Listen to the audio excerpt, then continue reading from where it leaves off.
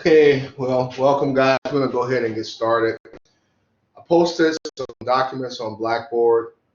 If you didn't get a chance to look at those, probably want to go and open those up. I think I sent this problem out though a couple days ago, so you should already have this. If not, it is on Blackboard, or you can just look at it on the board. But what I want to do is continue our conversation on AC power. This particular problem is not particularly hard, but I like it because it's what I call a modeling problem. We're used to working with circuits, these small circuits, but here, um, this could represent a factory, this could represent some kind of commercial property, this could represent a house. In those type of facilities, you might have resistive loads, you might have inductive loads, you might have capacitive loads. So what this is got 120 volts AC, which you know is the voltage for your wall outlet in the United States.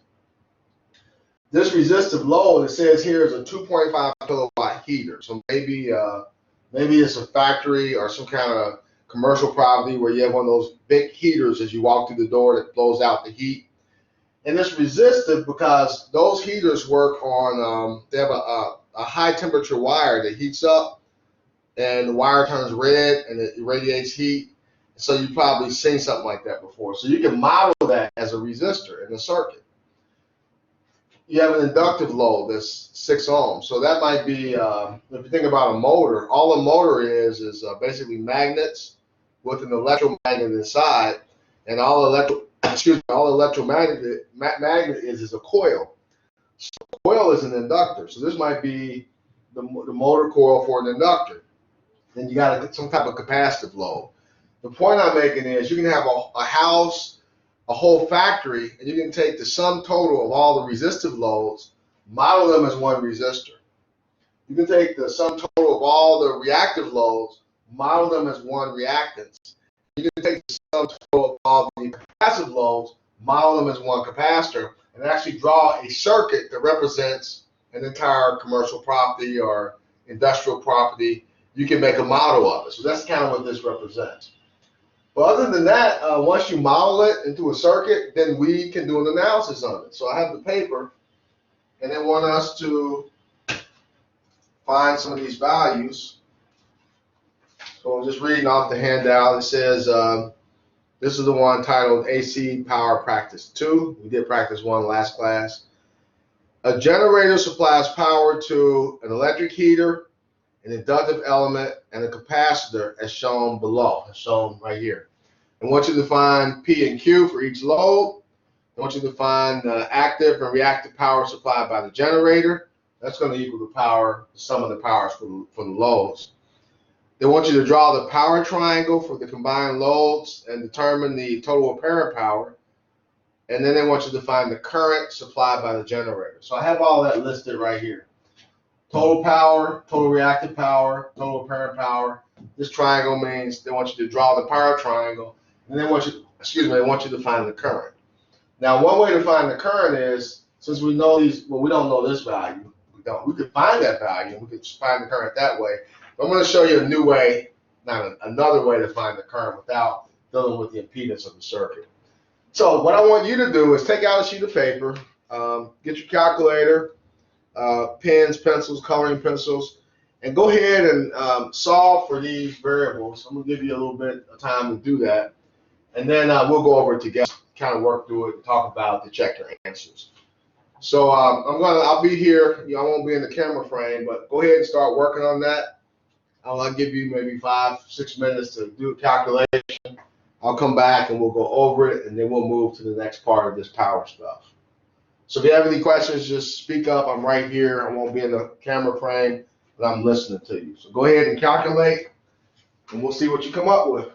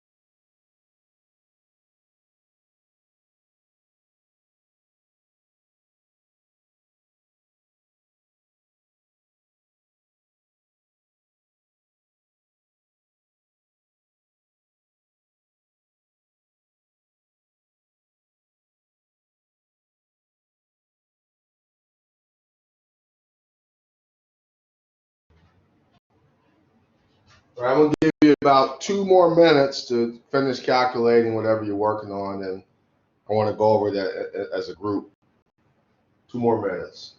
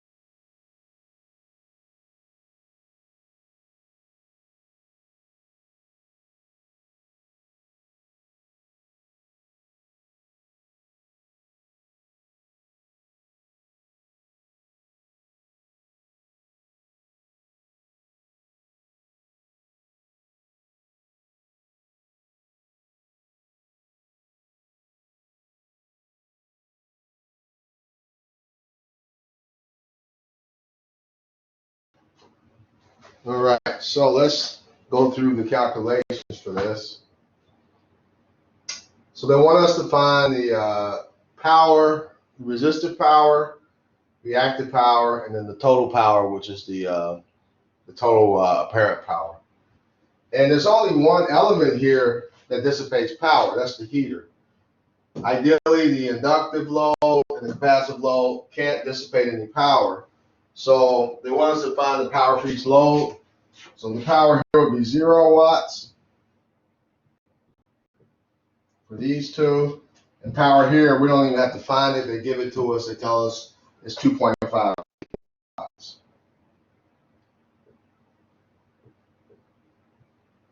So there's no calculation to do. Let me move the power over. So this column will be for both these reactive elements. Well, I guess I'll just do it individually. So this is P0, and this is P0. No power dissipated is heat. The only one I have is my heater. Reactive power, the total reactive power. So find the total reactive power. Again, it's just Watt's law applied to XL and XC. So let's do this one. We'll call that QL. QL is equal to, well, we know voltage and the opposition, so it's going to be V squared over XL. So if I do my 120 volts squared, my reactance is 6 ohms. Somebody let me know what you get for that.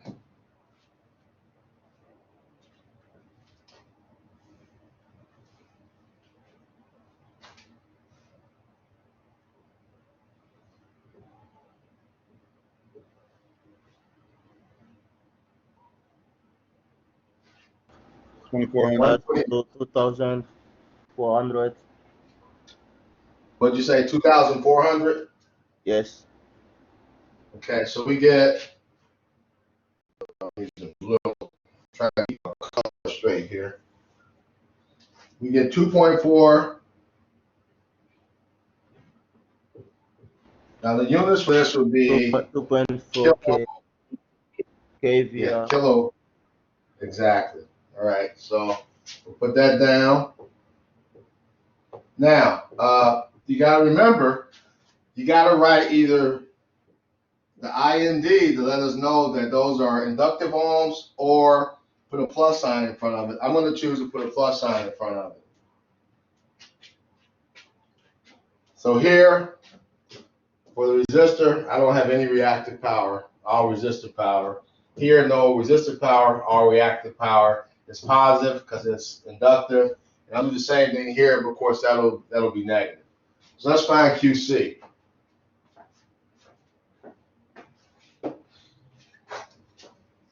I guess I'll just change this. QC, same equation, only I'm dealing with 24 ohms. So QC, 24 ohms. Let me know how many kilobars that is.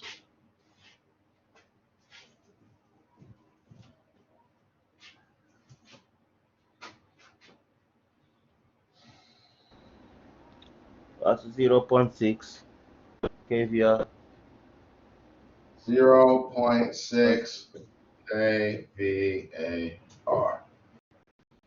So we'll add that to our list. That's a minus 0.6 kilovar. And so we found this one. We found this one. I got to get the total apparent power, just get the apparent power. So let's do that. Now, it asks for the power triangle. So let's go ahead and show the power triangle, and then from that, we can get our apparent power. So, of course, the power triangle is just the right triangle.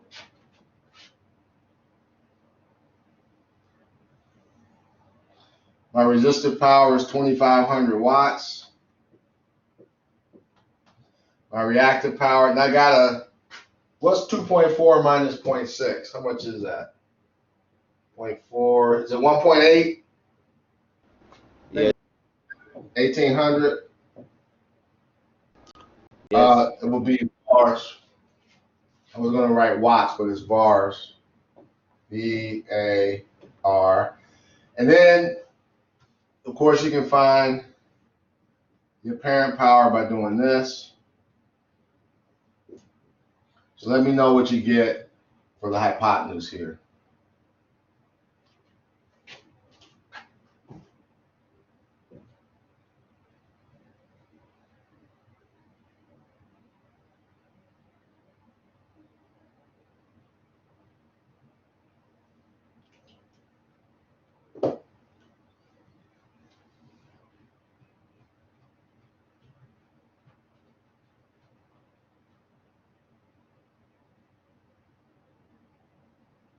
About 3,080.6.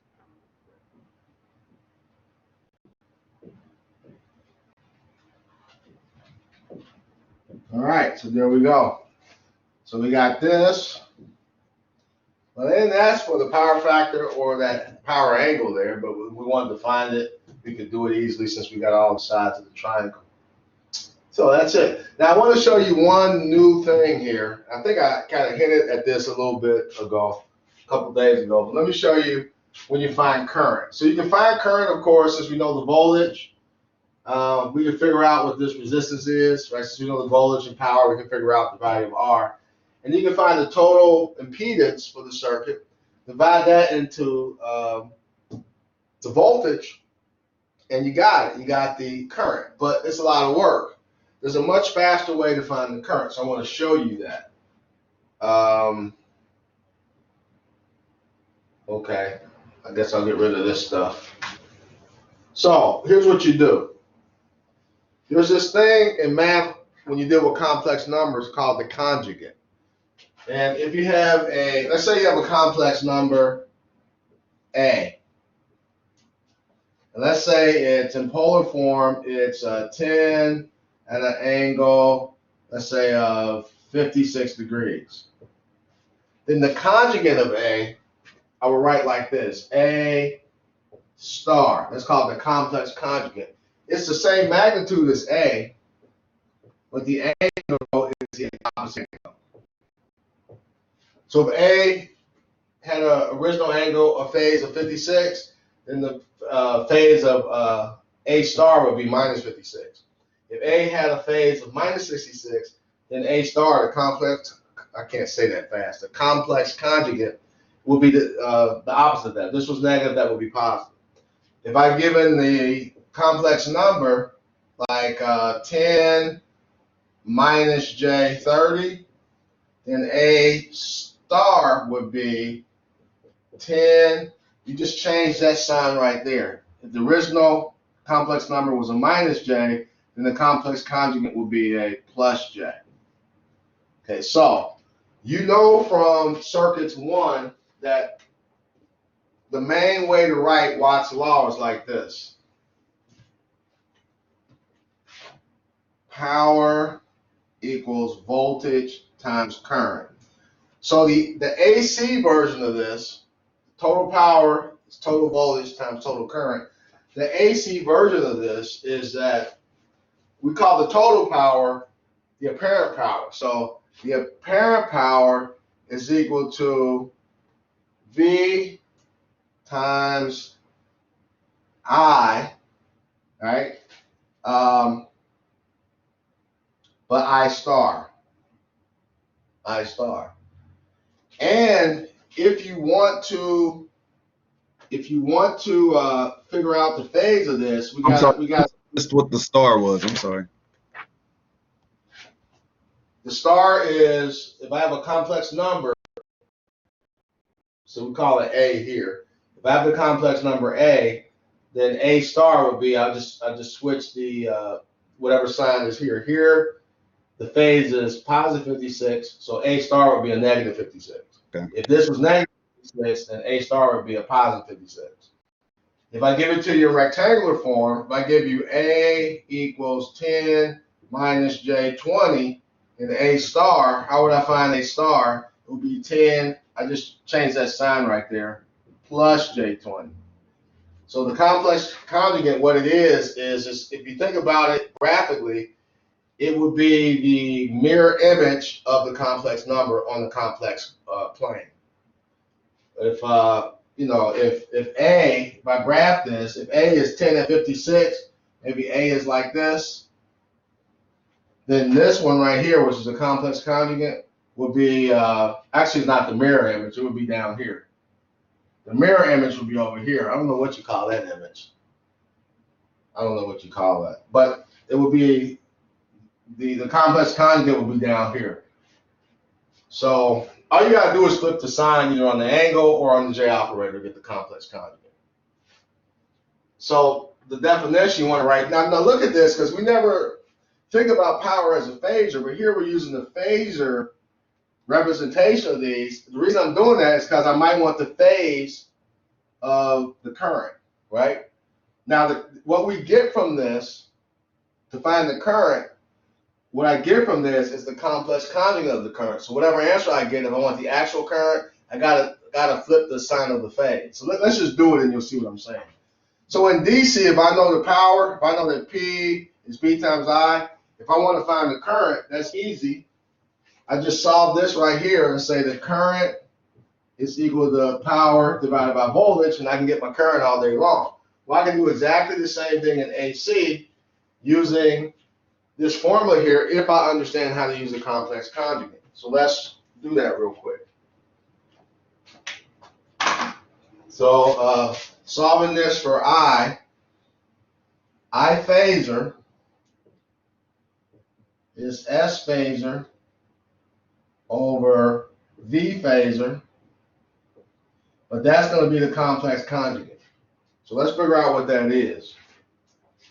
You got all those values, you can figure out what that is. This is 3080.6, so it's 30, 80.6. Now we're treating this as if it were a phasor.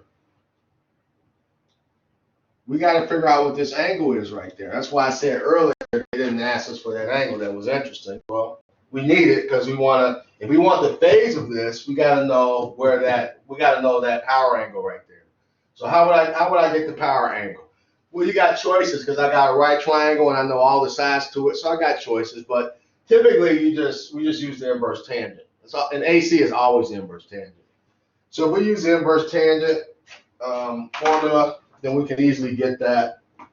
So so this angle right here, that's the power angle. It's going to be the inverse tangent of the opposite over the adjacent. So it's going to be 1800 over 2500. You might as well get rid of those two zeros to make it a little easier to put in your calculator. So you tell me what this is. How many degrees is that? And then we'll finish the problem here.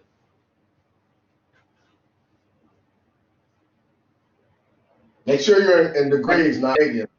I got 35.75. 35. I'm just going to round it to 36, just because I don't have room here to write the decimal. So we're going to go ahead and write this as 36 degrees. And guys, anything you turn in to me for graded stuff, make sure you're using your coloring pens and pencils. Somebody turned in something all pencil, and it was a nightmare for me to look at when I was grading last time. So use your color so things stand out. So this was 36 degrees divided by V hat they give us as 120 angle, oh that's nice, 0 degrees. So tell me what you get for the complex conjugate of the current. Let me know what answer you get. Uh, 25.67 amps. You said you got 0.5, 25? 125. Nah, sorry. my connection's a little choppy. I got 25.67. Oh, I'm sorry, 25. So you got 25.67. Yes, amps at 36 degrees. All right, so that's I star. We don't want I star, we want I, so I got to flip this. So the actual current phasor is the same magnitude, 25.67, but the angle is minus 36 degrees. So right away, you know, if my current phasor is at minus 36, when my voltage phasor is at 0, you know the voltage is leading the current, or the current is lagging. And if you remember Eli the Iceman, they didn't ask you this, I'm just telling you to think about it. If you remember Eli the Iceman, if the current is lagging, that means this inductor here is having more of an effect on the circuit. So, but that's it. So the new thing, the takeaway with this second power, this is power practice number 2. And the takeaway is just this, the complex conjugate formula right here. That's the new thing. So remember that formula, S equals VI complex conjugate. And you really probably should put hats on these. And I don't know, I honestly don't know if it's proper to put a hat on this. I can't remember.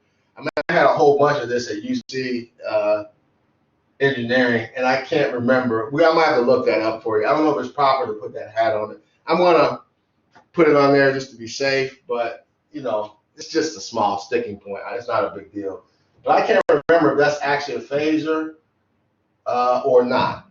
So I'll have to look that up for you if I think about it.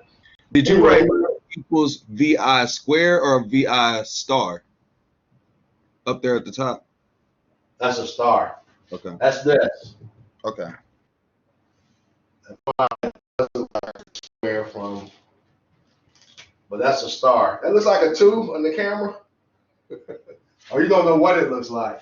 I can make my star like this, I guess. Does that look like a star? I don't like. I think the other one was better. It just looked like a 2 that time. My bad. This one looks like you see on the keyboard, but I guess a kid would probably like that one better, you know. Now, let's go to that other practice problem. Now, you're going to need a calculator, and you're going to need some paper for this one. I don't mean but this one is kind of, is trig intensive. It's not hard, but it's just a lot of little steps you got to go through. But what you want to do for this next problem, I'm looking at AC practice number 3. Now, if you don't have that, I just put it up this morning. Early this morning, I put it up. I sent you a link to it. I don't know if you looked at it or not. If you haven't had a chance to print it out, or if you don't have the capability to print, just bring it up on the screen. I'm going to try to draw the picture here. But you look at that, think about it while I'm putting it up on the board. And what you want to do, because I want to quiz you on this. I got to know if you can do this. So I would take really neat notes. So you can just, basically, since you can look everything up that I give you for a quiz, that way when I give you the quiz, you can just lay this down and just kind of work off these notes. So take good notes, make sure they're logical, and if something's not clear, then ask me about it, and I'll slow down and we'll look at it. So you look at it, I'm going to put the circuit on the board, and then we'll do it.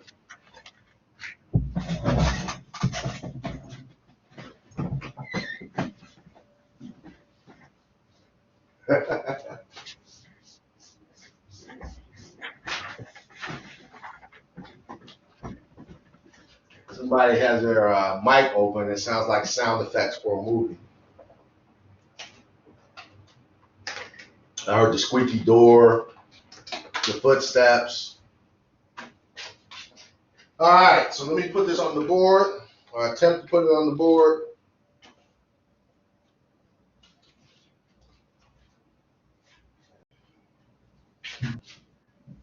I gotta have my glasses for this. I can't see anything, and I don't have them here. Damn, it's in the car. I don't feel like going out to my car. All right, you guys might have to help me read this. I'll let you know if I need something. Sorry. Was that Dominic making that noise?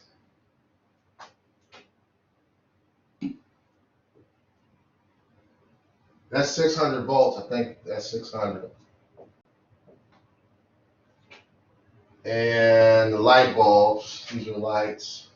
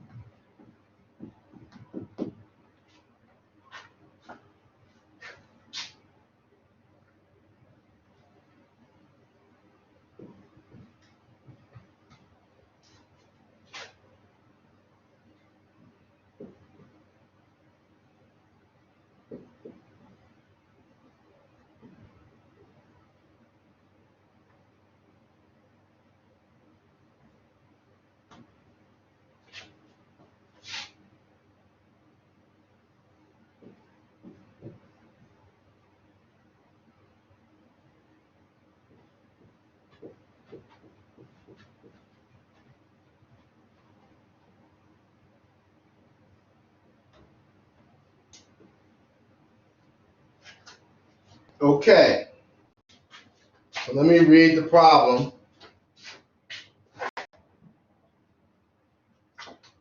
To you.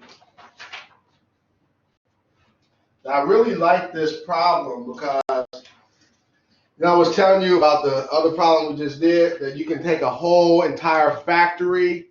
It can be a commercial property. You can have a big machine. It doesn't matter. You can take really huge like a factory and model it as a circuit that you can actually do an analysis on. And here's a case. Now, you know, there's no light bulb that's 12,000 watts. You can't go to Lowe's and buy a 12,000 watt light bulb. But you can have a big industrial complex or a factory where you have a bunch of light bulbs and the total power dissipated by those bulbs could be 12,000 watts. So it says lights, it's plural. So this is all the light bulbs in this building adds up to 12 kilowatts. And you guys remember when I gave you that energy project back in DC into Circus One? Some of you listed all the light bulbs in your house and you wanted to figure out how many electrons moved into and out of your house in the 30-day period. And so you had to add up all the light bulbs. So it might have been a kilowatt or a couple kilowatts if you had a big house with a lot of bulbs in it. Here we got 12,000 watts. That's a lot of lights. But you see, they lump it into one, like one light bulb, one big, huge light bulb, 12 kilowatts. And then we have an electric furnace. Now notice the furnace is resistive and inductive. So the furnace is probably like this.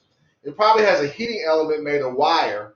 And so wire, as you know from that wire resistance formula that we talked about last semester, that's where we get the heat from. When that current passes through that wire resistance, it heats up, and the wire is designed to radiate the heat instead of burning up.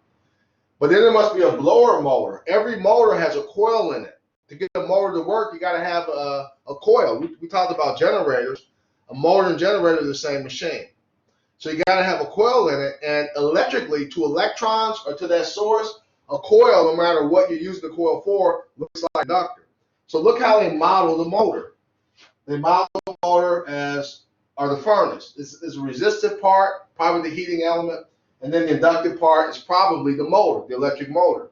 And then they tell you that pulls 150 amps. So we got 150 amps flowing in that motor. And notice on the diagram, they have a box around this, like this. And all that means is that's really this one unit, is one thing, and this is the internal impedance of that thing. And so you have access to. The power is probably written on the light bulbs. You can just look at the bulb, it'll say 100 watts. This, you might have to get at that to figure that, you know, the impedance of that is 2.4 plus J32, but there would be a way to get that. And that this thing, you can probably look on the label and figure out what the current is. And then we have a motor here. We have an electric motor, and that motor, they did something interesting here. They gave us the power of the motor, 80 kilowatts. So that is taking in 80 kilowatts. But then they gave us the power factor. Why would they give us the power factor? Well, you'll see that in a second.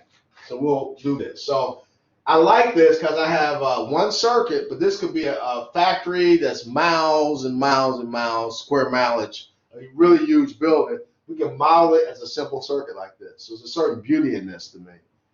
So here's what we want to find, though. We want to find,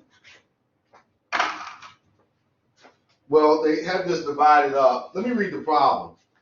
It says an industrial client is charged a penalty if the plant power factor falls below 0.85. The equivalent plant loads are shown in the circuit model of the plant below. So this is the circuit model. They tell you the frequency. The frequency is 60 hertz. They give us that information. And they say determine the following.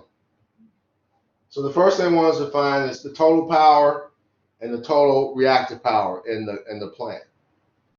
And then they say something interesting in part B. Look at part B. It says what value capacitance in microfarads is required to bring the power factor up to 0.85. So you go back to the problem statement. It says an industrial client is charged a penalty if the power factor drops below 0.85. They charge a penalty. And this is not fictitious. This is actual fact. Well, this might not be fact. But if you are an industrial client, the power company can actually charge you more money. They can charge you a penalty if your power factor drops too low. Now you might say, okay, why would they do that? What's the point of it? Okay, here's what's happening. Remember what I said a few weeks ago, or maybe a few days ago, that the power factor, is the cosine of the angle between the voltage and the current. And the cosine is 1 when this theta right here is 0 degrees. And the cosine is 0 when the theta right here is 90 degrees. So when is the phase angle between the voltage and the current? 0. Well, it's 0 when I have a resistor. So if I have a totally resistive circuit, my power factor will be 1. So this means that a power factor of 1 means that I have a totally resistive load. This is resistive. A power factor of 0 means that the phase between the voltage and the current is 90 degrees, and that only happens when I have either an inductor or capacitor. So this means that I'm reactive. This is a reactive power. And now you can see the problem. The problem is, remember what reactive power is. Reactive power doesn't do any work. Reactive power is borrowed power. I give you $1 and I take it back, you're still broke. You can't take the money and go out and do something with it because I took it back. You're broke. That's how reactive power works. Resistive power is like me giving you the power, and now I'm giving you the money, and now you can take that money and spend it on something. So resistive power is spent energy, and in order to spend that energy, something's got to happen. Like a motor's got to turn, a light bulb's got to light up. What I'm saying to you is, resistive power is the only kind of power that can do electrical work. Making a speaker sound, making an LED light. Resistive power, watts, is the only kind of power that can do work. Reactive power is basically useless. It takes up room flowing into the system, and it flows right back out. Power company they hate that. So what they want you to do is, if your power factor is like real low, they give you this threshold. And on this problem, they say, we don't want your power factor to fall below 0.85. So 0.85 is like right in here somewhere. And you can see that as I get further and further away from 1, I'm getting closer to 0, which means I'm the value of 0, which means that I'm getting closer and closer to a reactive circuit. And the energy that's flowing in is doing less and less work. But the generator producing that energy still has to kick out that energy. That's not an efficient system at all. The Duke Energy or the energy company wants this as high as possible. Now, you can't have a power factor of 1. I mean, you could, I guess, in theory. But there's always going to be some reactants in there that you can't get rid of. So the question is, or not the question, the statement and the problem is, if they're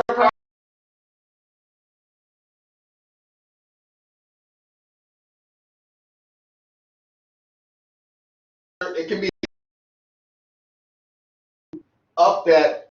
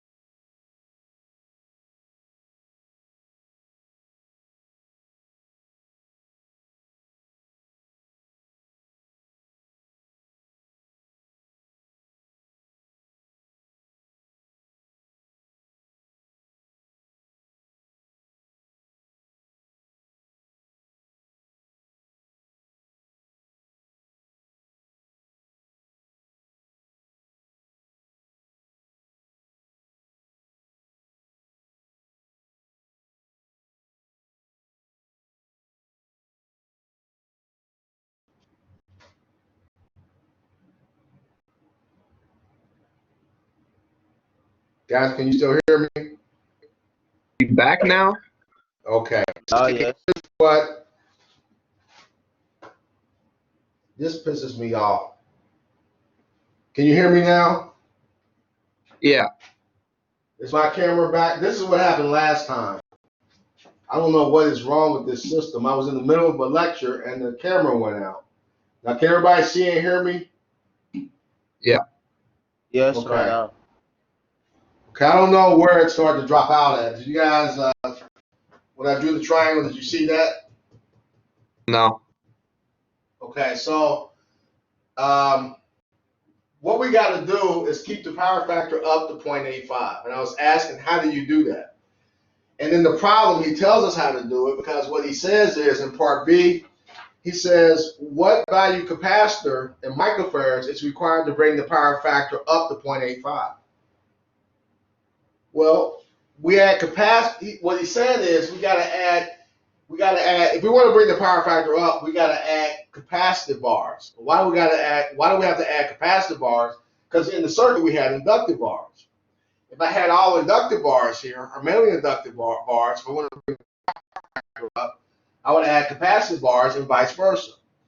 So I'm going to show you how to do that. We got to put a capacitor in parallel with this if I want to keep the power factor up above 0.85. So I'll tell you what, let's just dive into the math, and then as we go, I'll explain this. I was trying to explain it with the power triangle, but then that's when the camera went out.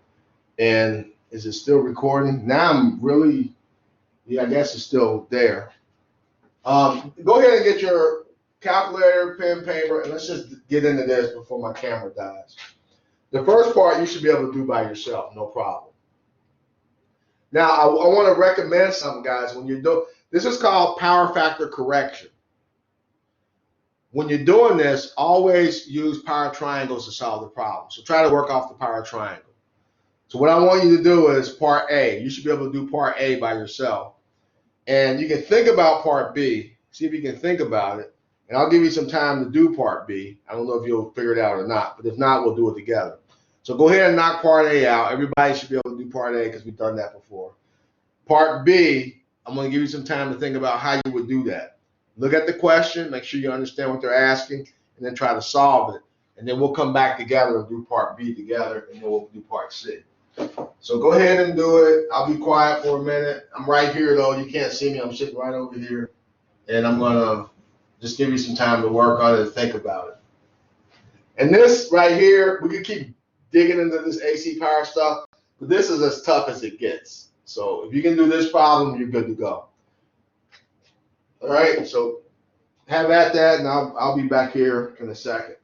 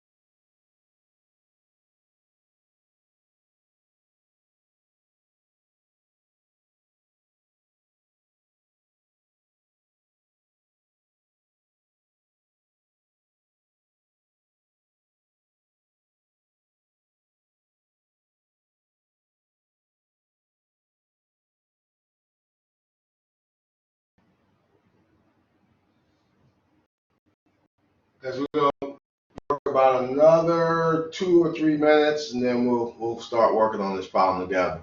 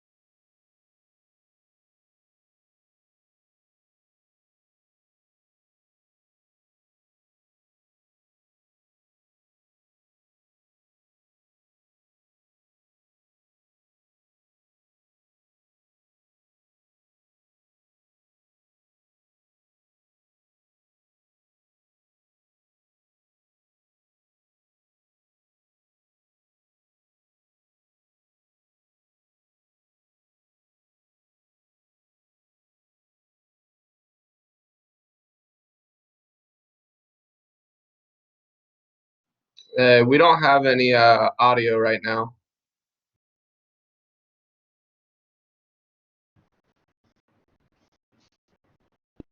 I can hear you again. I've got to unmute my mic. Thank you. All right. So I was saying is that when I'm working these type of problems, so you got to keep a tally of things. I like to work off these lists. I just make a list of. I don't have enough room to write it, but I will write lights, furnace, motor, and I will make a list. So you guys can do that if you want on your paper. Something like this, if you were turning in to me for a grade, you want to be as neat as possible. To get a good grade, you need to be neat, because if I can't find the answer or I can't read the answer, I got to mark it wrong. So use rulers, colors, be neat about it, and you should be good to go. I want to find the total power, and so this power dissipated here, and this power dissipated there, and we can calculate the power dissipated here. So let's do that. So from the lights, let's see if I'd like to actually write this. So from my lights, you got the lights. My total, they give me 12 kilowatts. So I got 12 kilowatts. And we don't have anything there for the lights. For the furnace, I have an inductive load in the furnace and a resistive load in the furnace. So I'm going to have watts and I'm going to have some inductive power. So let's figure out what that is. Well, fortunately, they gave us the reactance and they gave us the current. So remember that this right here is the R part, and this right here is probably the coil in the motor or something, but that looks like an inductor. So I can get, for the furnace, I can get the power, I'll call it PF, but don't confuse that with power factor. The power for the furnace is going to be I squared R in the furnace. And then the QF, the reactive power, is going to be I squared XL for the furnace. So that's an easy calculation to get because they gave us the current. So I got 150 squared. The value of R is 2.4 ohms. Don't give me PF. And here I got 150 squared, and they gave me the X part of that is 3.2 ohms. So for the furnace,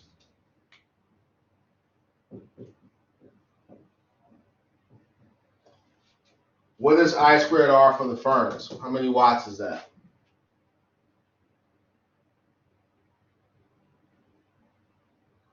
Give it to me in kilowatts.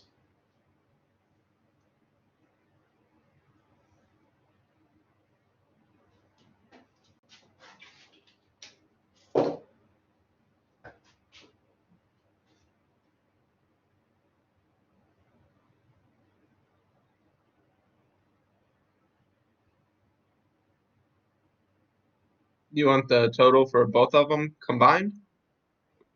No, I just want for the furnace, give me this right here. I need to know the watts. You gotta keep them separate when you're doing this. So I want I squared Yeah. R. 150. Yeah, that was 54 kilowatts. All right. So everybody see what we're doing?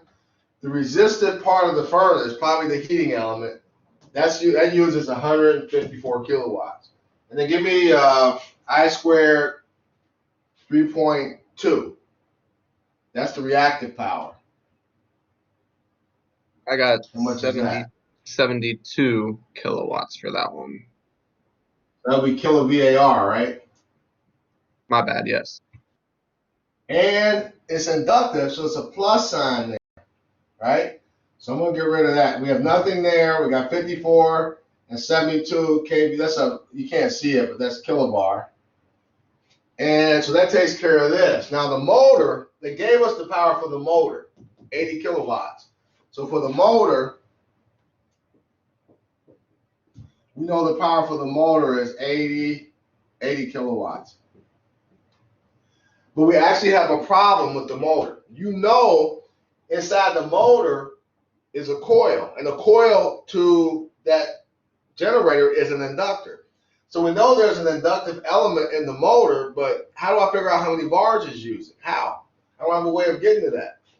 Well, it turns out you do. Here's a little trick you want to do given a motor. You need to find the reactive power in the motor when they give you only the power.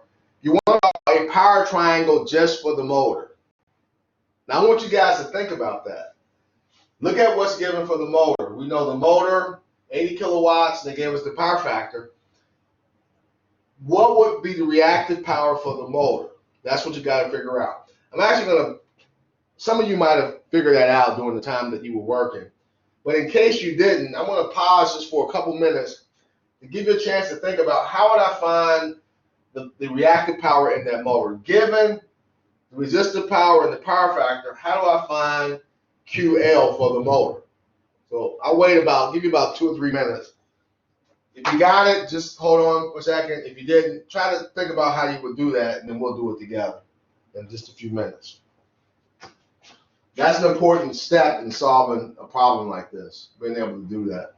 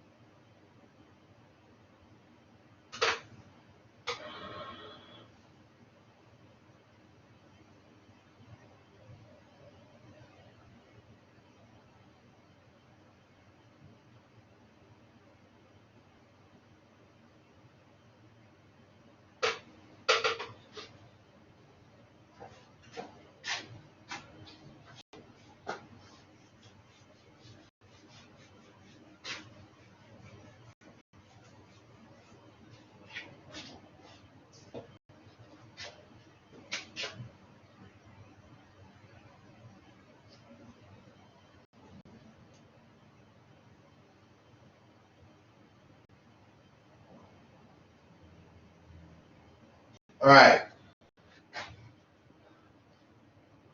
I want to draw a power triangle, not for the whole system, but just for the motor. Let's draw a power triangle. Look, let's draw a power triangle for the motor. What I know is the power of the motor is 80 kilowatts. So I know that's right here. That's all resistive power. What I want to know is the reactive power. So I want to know QL for the motor. So how do I do that? Well, remember what I said about the power factor? The power factor is the cosine of this angle right here. So given the power factor, I can find the angle. If I take the inverse, if I do this, the angle is going to be the inverse cosine of the power factor. So now you want to remember that. So if I take the inverse cosine of 0.8, tell me what that is.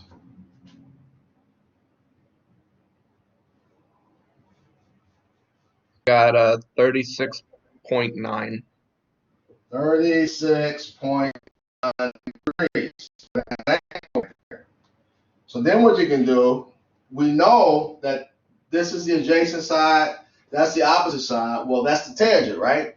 So the tangent of that angle is equal to QL, the opposite side, over P, the adjacent side, and they gave us those numbers.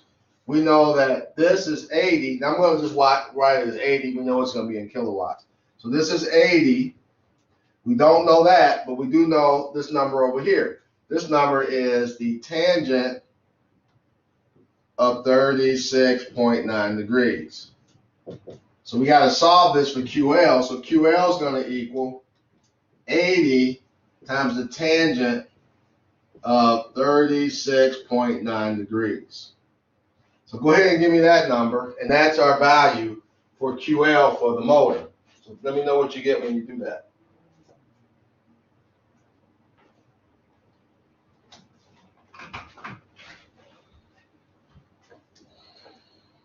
I got 60.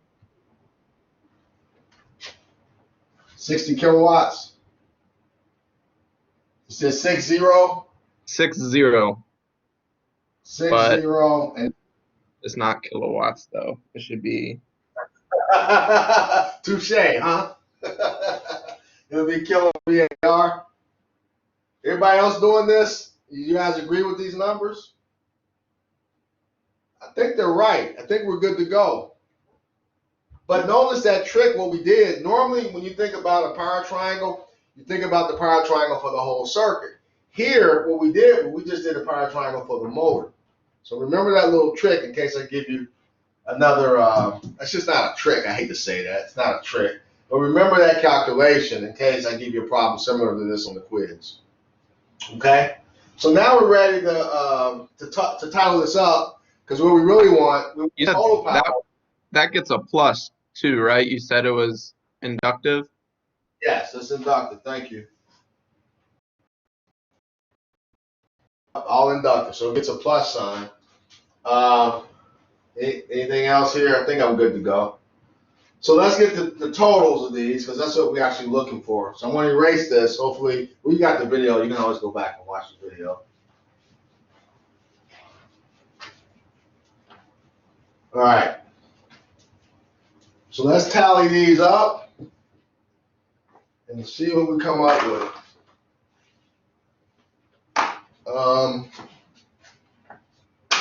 I'm missing a purple marker. Let me get another purple marker.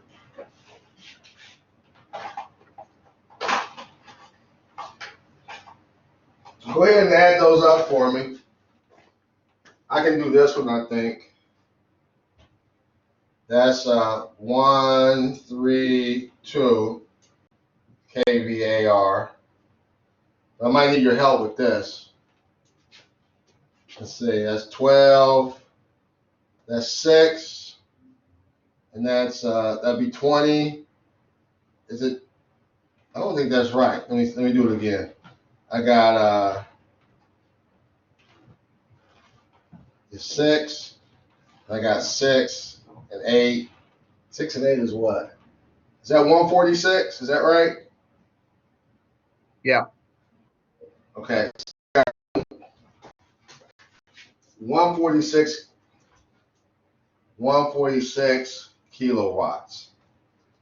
So our total power, 146 kilowatts, and our total reactive power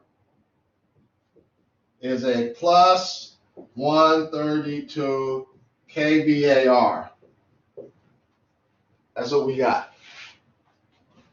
So that's question number 1, or letter A. So I'm going to put that off over here because we're going to need that again. So our PT,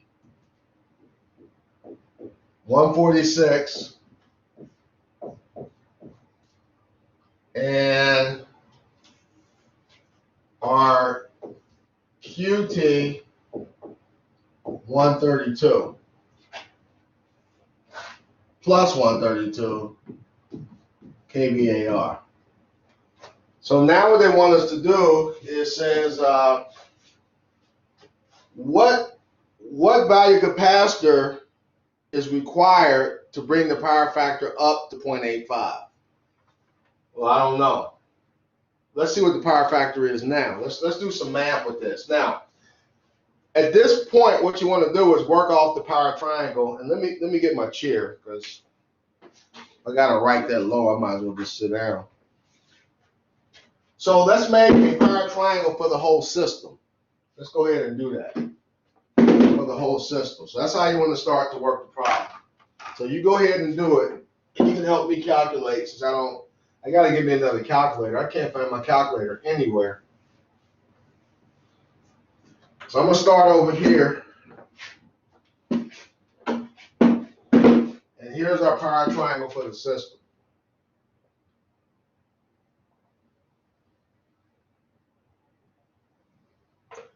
My total power was 146 kilowatts. Actually, let me make this bigger. I want my triangle to be bigger.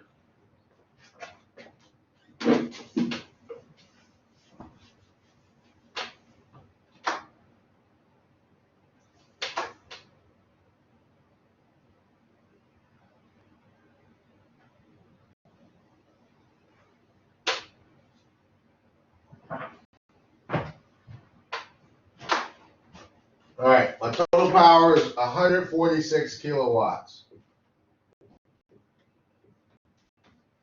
My total reactive power is 132 kilovar. Okay, so I know that. Now give me S. We can solve for this side. Go ahead and solve for that side. Let me know what you got. I got 196.8, I guess, kVA. All right. Now what we need is this angle right here. And you can get it. We know all the sides. You can use any trig functions. In electrical engineering, what they usually do, for some reason, they favor the tangent. So we'll go ahead and stick with that. So I know the opposite. So the tangent of the angle is the opposite over the adjacent. So if I take the inverse of that, the inverse of 132 over 146, that'll give us this angle right here. So do the inverse tangent of 132 over 146, and let me know what this angle is in here. It's 42.12 degrees.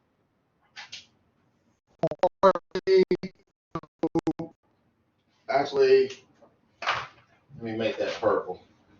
I don't know how well these colors show up. Did you say 42.12? I'm going to go ahead and round it to 40.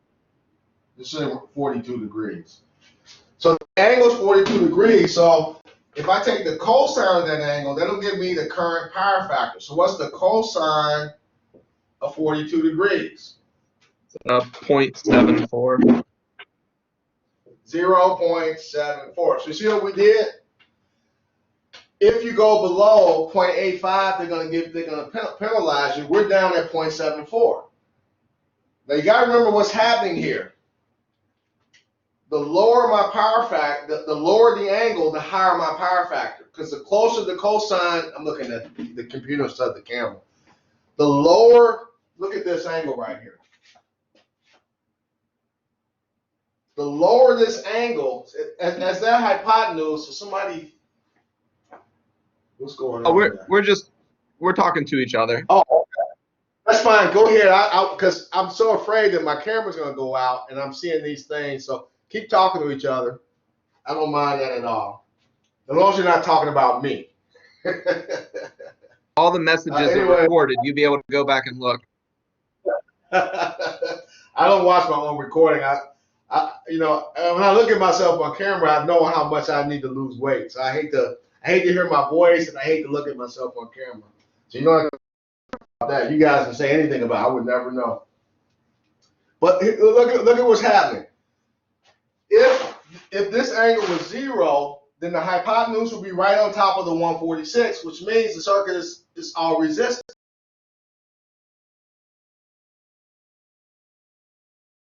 So I want to bring this side down that way to reduce that angle to increase the power factor. Now make sure you understand what I just said. So the question is, how do I do that? Well, we got to add a capacitor. What we got to do is get rid of some of these. Right? So what do we want our power factor to be? What do we want it to be? Well,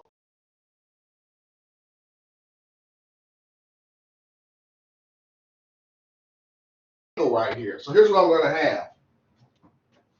I'm going to have another triangle in here. I'm trying to follow what I'm doing, please. I want to have another triangle like this, where I've taken this 42 degrees and I reduced it some. I reduced it to this new angle right here. And that new angle is going to be, well, my power factor is going to be 0.85. What angle is associated with 0.85? Figure that out for me. What angle is associated with 0.85? So you do what? 31.8 degrees. 31.8 degrees. Everybody see what he did? He took the inverse cosine of this to get the angle for that new triangle that we want that I'm showing in red. So here's what you got to do. On this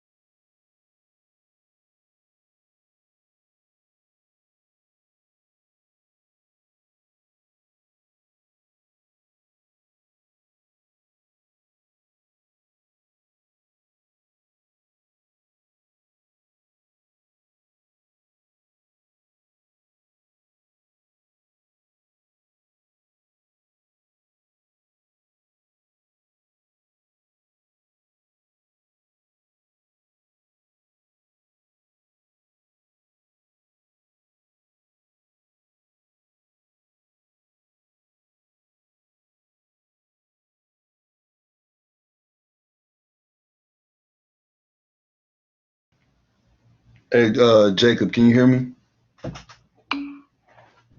Yeah, what's up?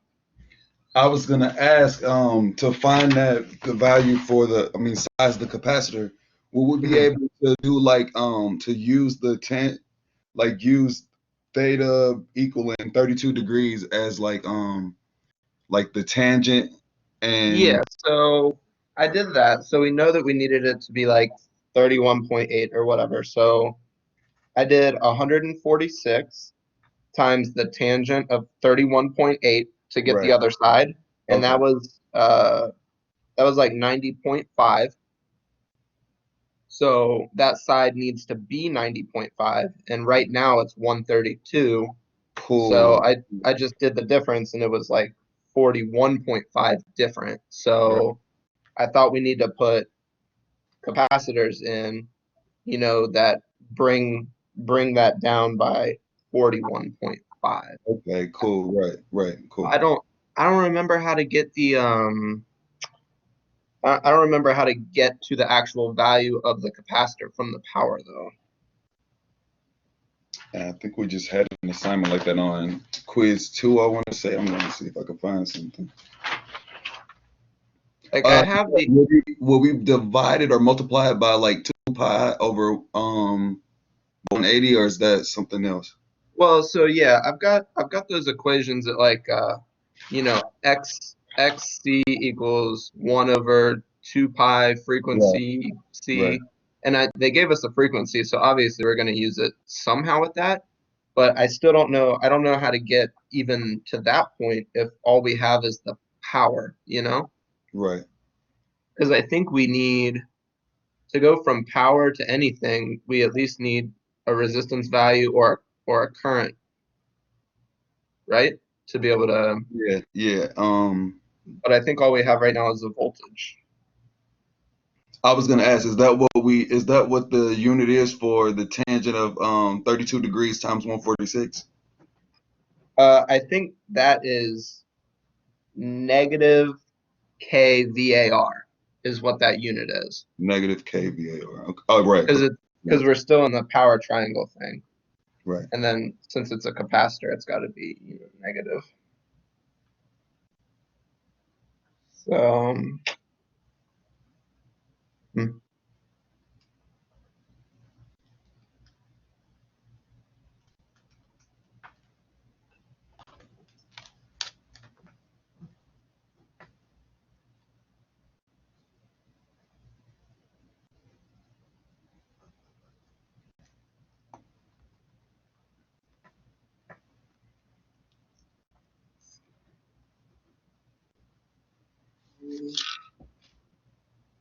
No, we did do something like that on one of the quizzes or homeworks, didn't we?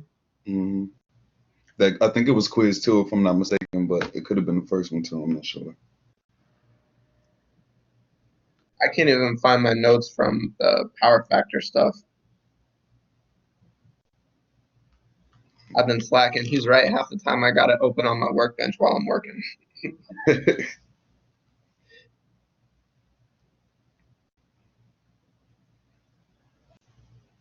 Mhm.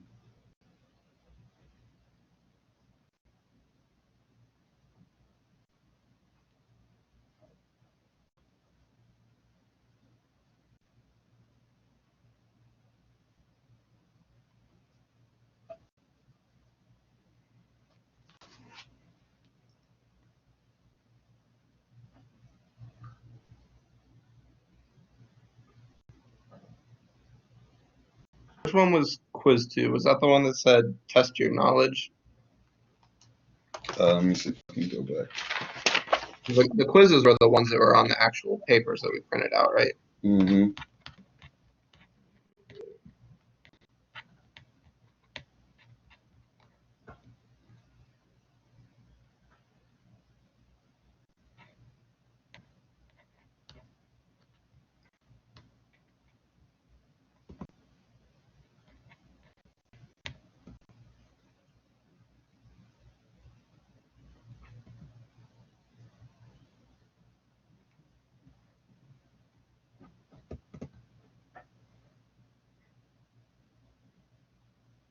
Yeah, some of these were how to get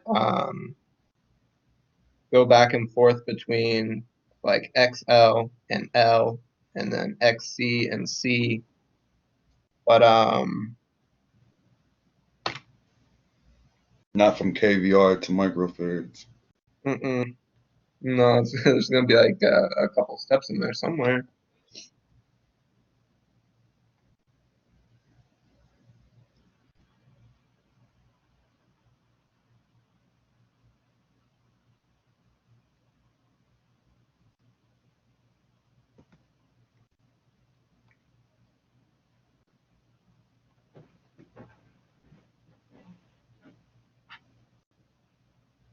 Yeah, we have to be able to find the current somehow, I think.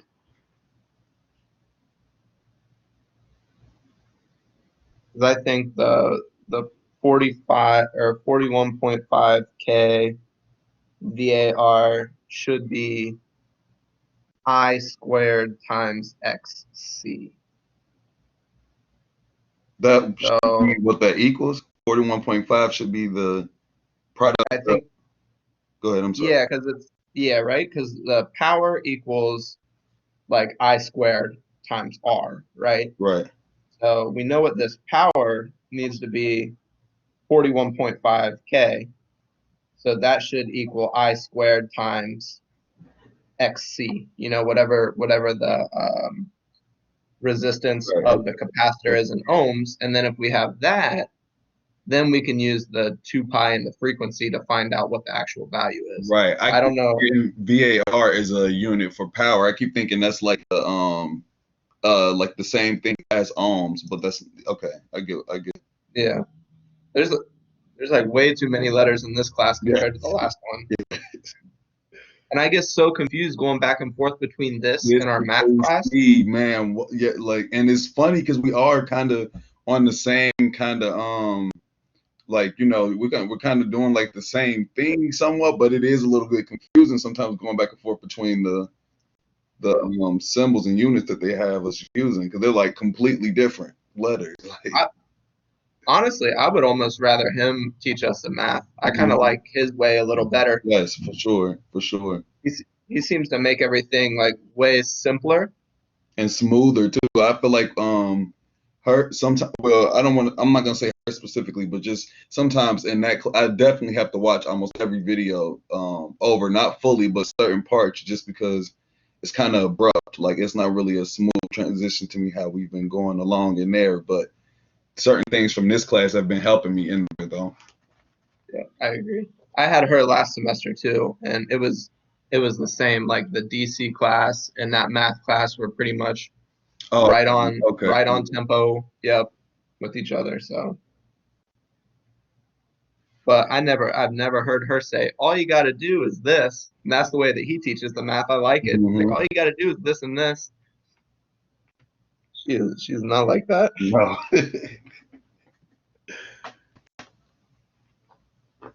She gives you like 2 seconds to respond. You can't even type that fast. I was like, I'm thinking, waiting. and I'm waiting. she says it like 3 times, like, "Are you guys there? Can you hear me?" And I'm thinking, like, damn, can we get a chance to like type it?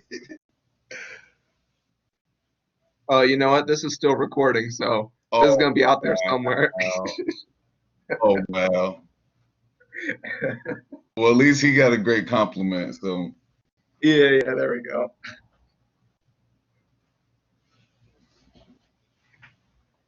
I don't know. Do you see anything in your notes about the current and the power stuff or any of that? the current power factor. Yeah, something we can use to get from this one to the other.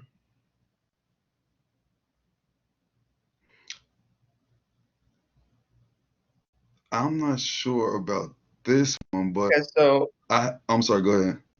I got something here that was like EC,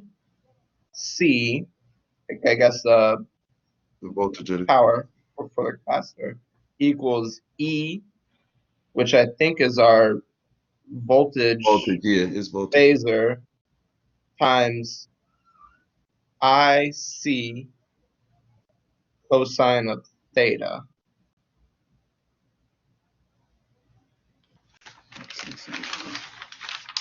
I have this on AC parallel configuration, a complete analysis. I think we did it a little while back. Let me see if I can see that. So I think we should be able to use the cosine of theta because it should be theta should be negative 90 degrees if we're just dealing with a capacitor. And then the voltage should be our 600 volts, I think. And we have the power. So I think if we did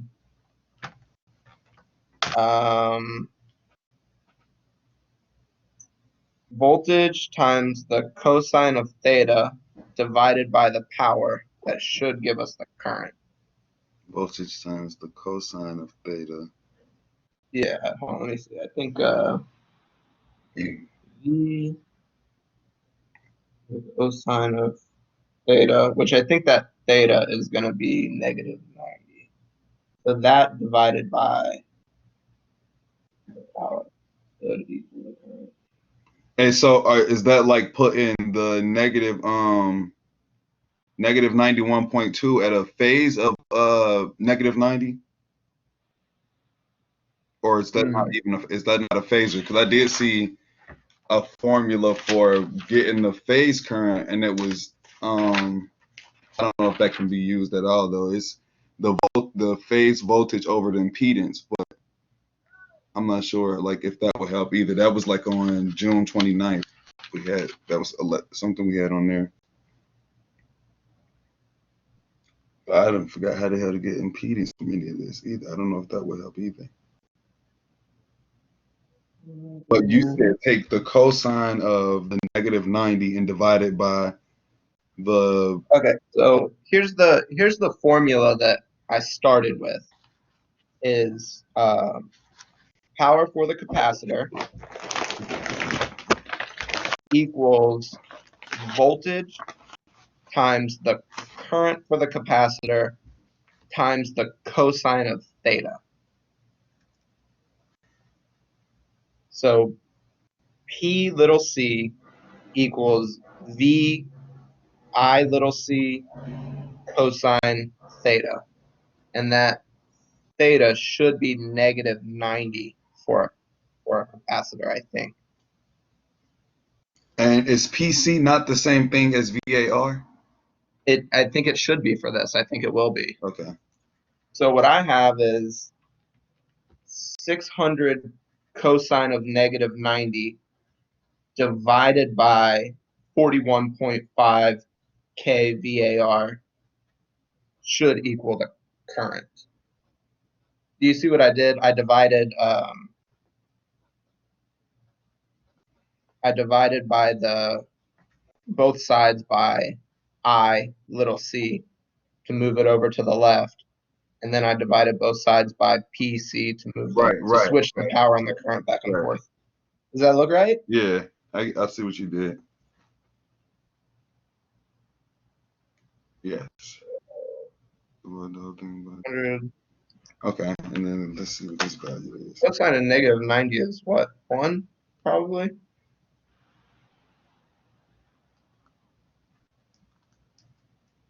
No, cosine of negative 90 is 0. 0.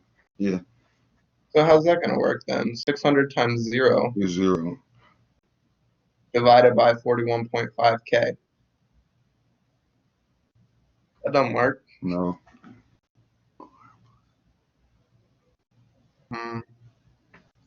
Can we use would finding the impedance help?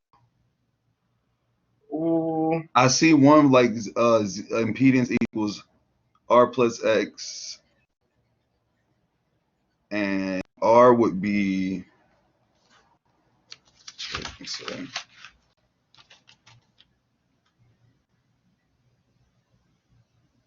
146.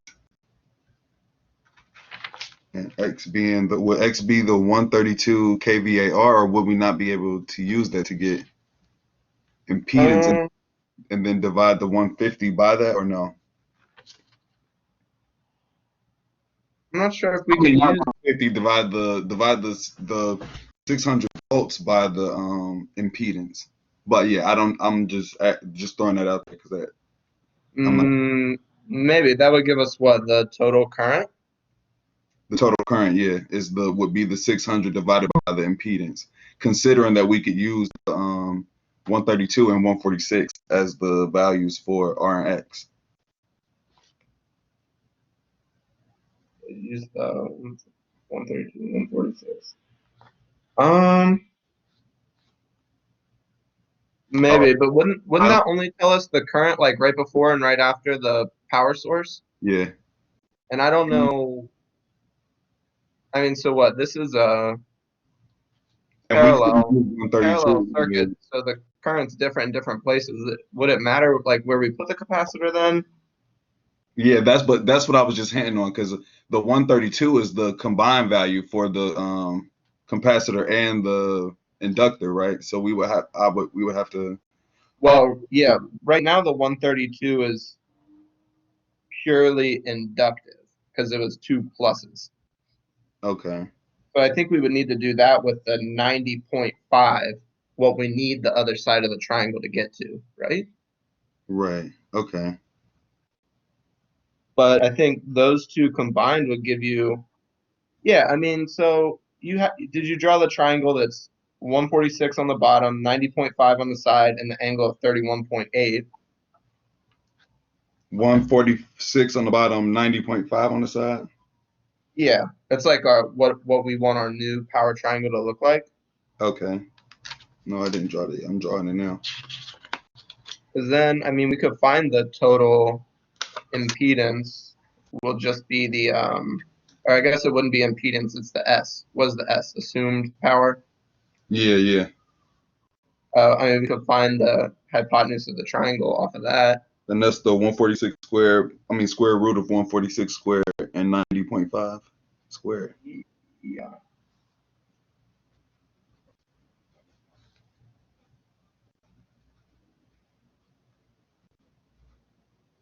I got 171.8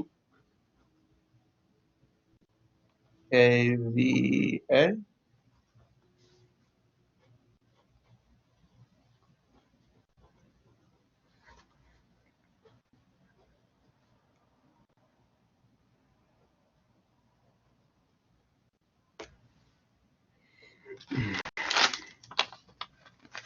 I don't know what to do with this information. I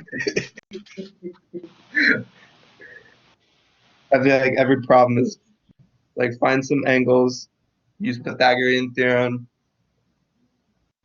Now what?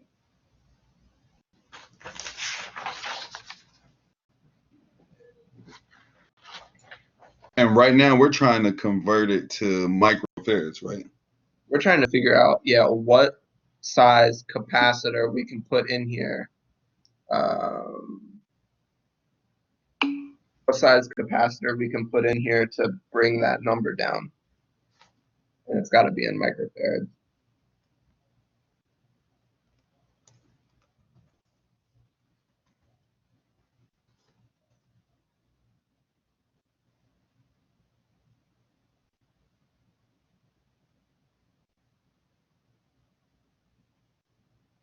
Oh, you know what? Yeah. Isn't it, power is V times R also, right? Just voltage times resistance is a power. Square over R. V squared over R, right? Yeah. So we could just do the power divided by the voltage and get the resistance value of the capacitor, and then we can use this formula. The formula for impedance. The XC equals 2 pi or 1 over 2 pi. Okay. Cool. Yeah. Right? So, yeah, if we do 41.5 K divided by 600 volts,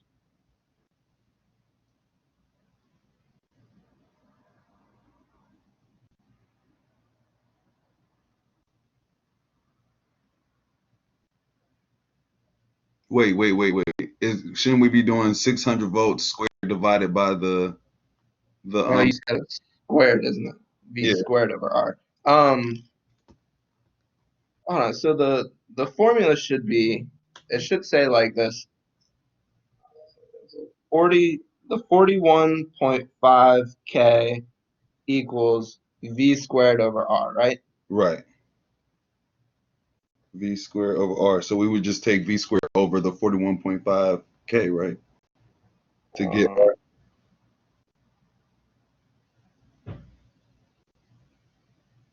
Because V squared divided by R is 41.5, and V squared divided by 41.5 should be R.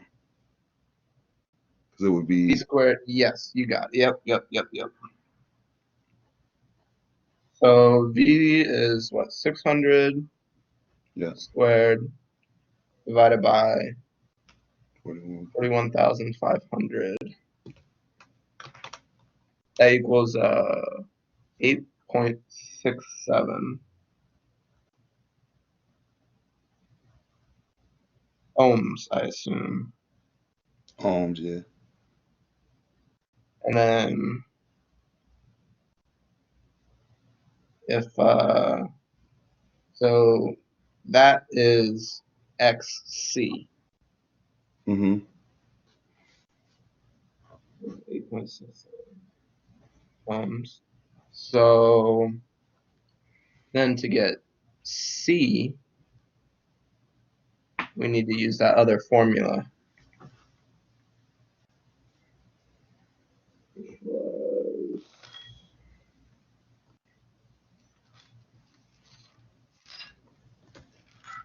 Do you have that formula to go back and forth between C and XC? I think it was real early in the class. I want to say it's pi over 180, but I'm going to go back and check again. If I have it. Because I just looked it up for that quiz, I think, matter of fact. Yep.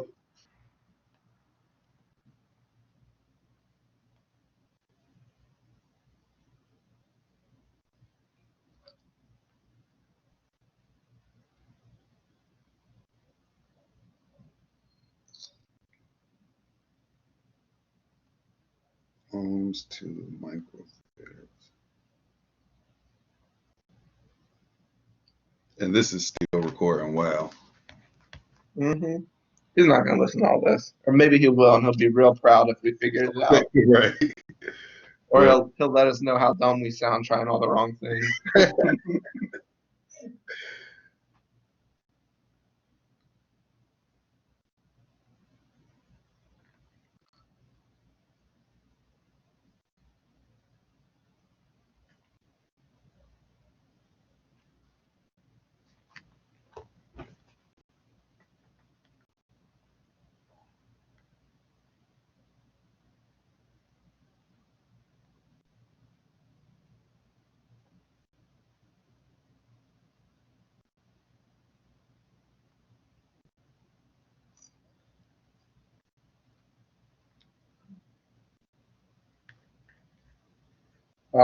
Here we go. C equals 1 over the angular velocity, the little w, times xc. And the that little W omega, isn't that 2 pi? Times Or the frequency, right? Yeah. So the frequency is 60 hertz. So we need to do 1 over 2 pi 60 times 8.67. Right? times 8.67, yes.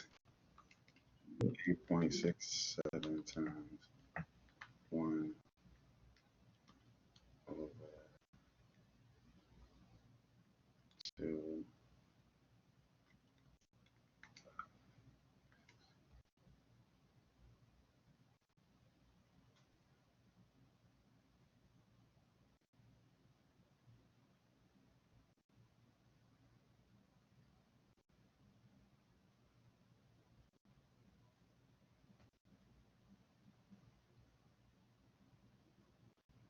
I got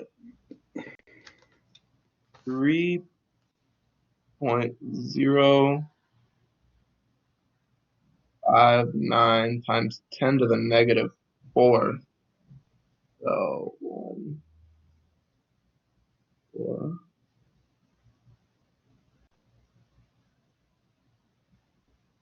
And what was it supposed to be in? Microfarads? Yeah.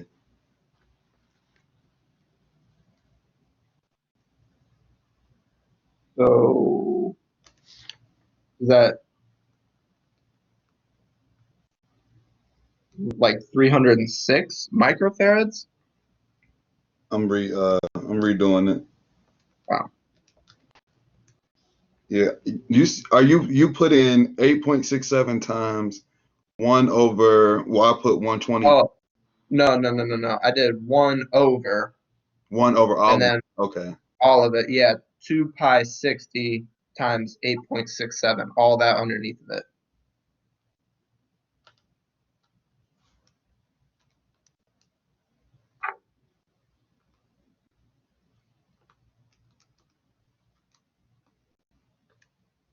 Okay.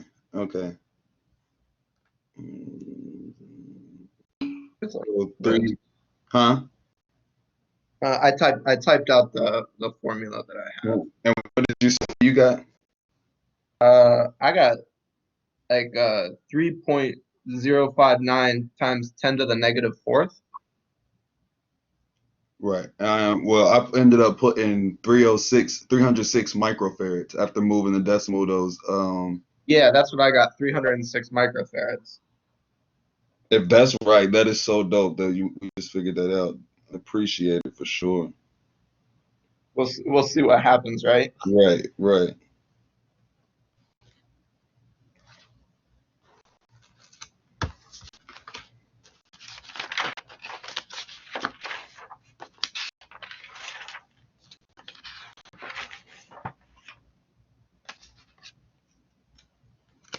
That seems like I don't know, for as like big as all this stuff is in this problem, like huge lights and furnace and motors and stuff, doesn't that seem like a tiny capacitor to fix that kind of a problem? Hmm. That's like I didn't consider that. 306 microfarads is really, really small. It is small.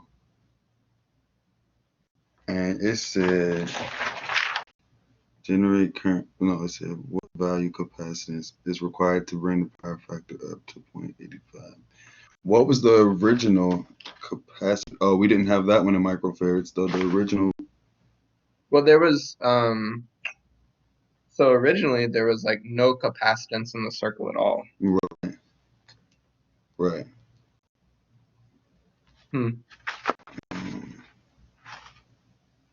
I guess we'll find out. We got an answer though. Right. And I got another class starting in 5 minutes. All right. Well, I will talk to you. What day is next? We're not gonna see him again until Monday. Monday, yeah. Yeah. Unless you Hopefully make an he'll. announcement or something. Hope so. I appreciate All right, man. it, brother. Have a good day. Yeah. No problem. I'll talk to you later. See ya. All right.